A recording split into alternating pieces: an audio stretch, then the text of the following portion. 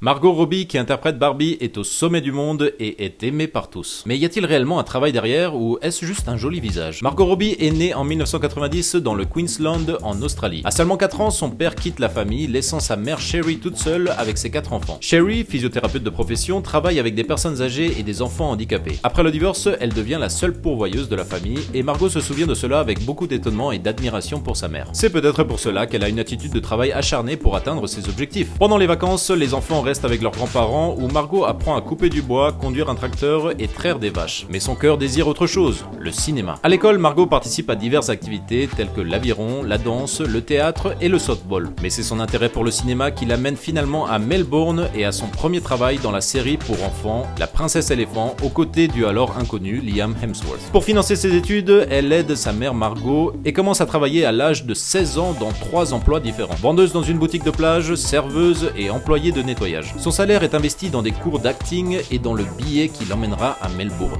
Margot a très peur de déménager à Melbourne. Elle s'est lancée dans l'inconnu et se retrouve partagée entre ses études, de nombreuses auditions et un travail chez Subway. Pourtant, elle ne perd pas espoir. Et ainsi, à l'horizon, une lumière brille. Malgré sa beauté naturelle, les premiers rôles de Margot sont petits et son nom n'apparaît même pas au générique. Elle doit tout faire sans agent commercial, alors elle découvre les auditions grâce à des amis et des annonces. En 2007, son premier grand rôle arrive. Le réalisateur australien Ash Aaron la remarque et lui offre un rôle dans le film d'action Vigilante. Parallèlement, elle auditionne et obtient un rôle dans la populaire série australienne Neighbours où elle incarne Donna Friedman, une étudiante en design de mode pendant 3 ans et est nominée au prestigieux prix Logie en Australie. Cependant, bien que Neighbours soit une plateforme importante, Margot aspirait à plus. Alors elle commence à prendre des cours pour perfectionner son accent américain et en 2011, à 21 ans, elle part pour Hollywood. Ici, sa lutte pour les rôles continue et malgré plusieurs tentatives comme son audition pour Charlie's Angel, elle n'obtient rien. C'est jusqu'à ce que Sony Pictures la choisisse pour la série Pan Am qui ne dure qu'une saison mais où les gens n'oublient pas l'hôtesse Laura. Cette performance est le billet de Margot pour le monde du cinéma, obtenant un rôle dans le film About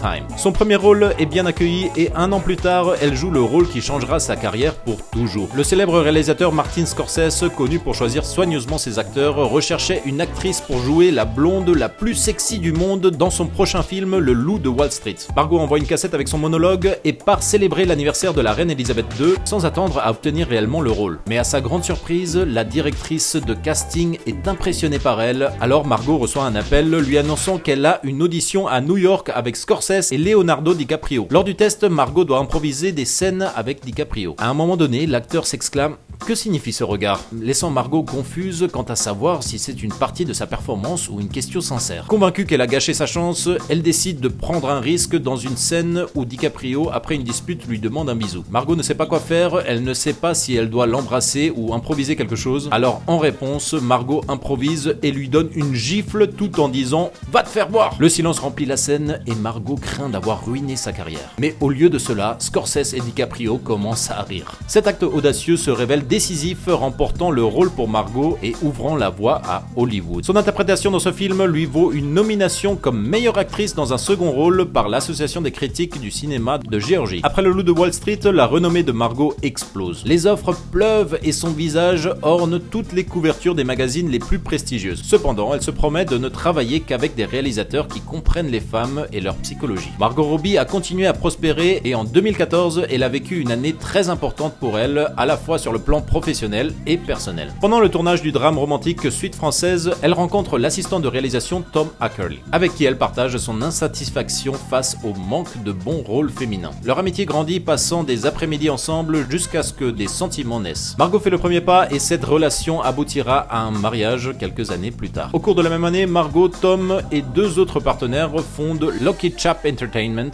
une société de production axée sur la narration d'histoires féminines. Malgré les doutes initiaux sur la capacité de l'entreprise à concourir sur le marché, ils ont prouvé qu'ils pouvaient réaliser d'incroyables films. En 2016, elle joue le rôle remarquable de Harley Quinn dans Suicide Squad, et pour participer à ce film, elle doit apprendre à retenir sa respiration sous l'eau et perfectionner ses compétences en acrobatie aérienne. Selon Selon Robbie, le tournage n'a pas été facile pour elle car elle n'a pas pu développer son potentiel créatif et personne ne l'écoutait. Mais elle a quand même interprété son rôle de manière impeccable, ce qui lui a valu la renommée de nombreux fans. En 2017, elle interprète le rôle de Tonya Harding dans Moi, Tonya, l'une de ses interprétations les plus marquantes et inhabituelles à ce jour. Le film montre le vrai talent dramatique de l'actrice et démontre qu'elle n'a pas besoin de se déguiser en blonde sexy pour un rôle complexe. En 2019, elle est nominée pour un Oscar pour son rôle dans Moi, Tonya et une autre nomination pour son rôle dans The Scandal. Elle travaille ensuite avec Quentin Tarantino dans Il était une fois à Hollywood, jouant aux côtés de Brad Pitt et Leonardo DiCaprio. Margot joue le rôle de la célèbre Sharon Tate, assassinée par les membres d'une secte en 1969. Avec chaque année, Margot Robbie s'établit solidement par les stars d'Hollywood et en 2017, le magazine Time l'inclut dans la liste des 100 personnes les plus influentes du monde et en 2019, elle est considérée comme l'une des actrices les mieux payées au monde. Margot sait son pouvoir et cherche à écrire l'histoire. Dans les années suivantes, Margot revient dans le rôle d'Harley Quinn dans Birds of Prey, le premier film de super-héros réalisé par une femme. Mais cette fois-ci, Margot n'agit pas seule. Elle est également productrice. Une des raisons pour lesquelles elle continue de travailler sur des projets comme celui-ci est qu'elle veut amener plus de femmes dans le genre de l'action. De manière commerciale et statistique, ce sont les emplois les mieux payés et elle veut donc vraiment plaider en faveur des femmes qui réalisent des grands films d'action. Et bien sûr aussi pour démontrer la croyance que toutes les femmes ne sont pas intéressées par l'action. En 2022, Margot continue de ravir ses fans et cette fois-ci avec deux films, Amsterdam et Babylon. Cette dernière lui vaut une nomination aux Golden Globes en tant que meilleure actrice. Cependant, l'un des plus grands défis reste à venir lorsque Mattel et Warner Brothers décident d'amener la poupée Barbie sur le grand écran. Margot est non seulement sélectionnée pour le rôle principal, mais on lui donne également l'occasion de produire le film par le biais de sa société Lucky Chap. Consciente du pouvoir et de la responsabilité qu'elle détient entre ses mains, Margot cherche à représenter Barbie d'une manière nouvelle et profonde. La poupée est un personnage si emblématique et chargé de stéréotypes que Margot sait qu'elle doit aller au-delà de l'apparence superficielle. Et malgré son succès, Margot démontre qu'elle reste les pieds sur terre. Des mois avant la sortie de Barbie, Margot est partie en tournée dans le monde entier pour promouvoir le film. Et malgré les nombreux fuseaux horaires de l'Australie au Mexique, elle affiche toujours un sourire et un cœur prêt à accueillir ses fans